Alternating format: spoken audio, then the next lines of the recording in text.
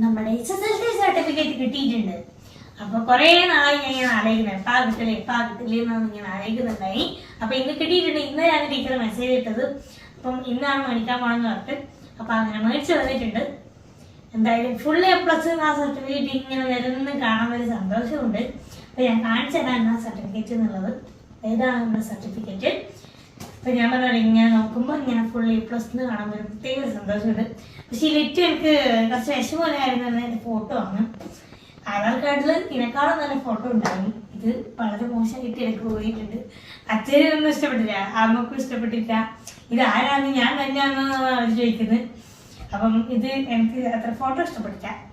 പിന്നെ ഞാൻ ഇതൊന്ന് നിങ്ങൾ ക്ലോസപ്പിൽ കാണിച്ചു തരാം ഇതൊക്കെ കാര്യങ്ങളൊക്കെ.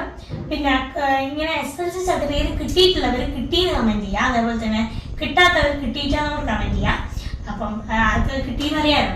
അപ്പൊ ക്ലോസപ്പിലൊന്ന് കാണിച്ചിട്ട് നമുക്ക് ഈ ഒരു വീഡിയോ അവസാനിപ്പിക്കാം. ഇതാണ് ഞാൻ ആ വാദോരാതെ വർണ്ണിച്ച എൻ്റെ ഫോട്ടോ.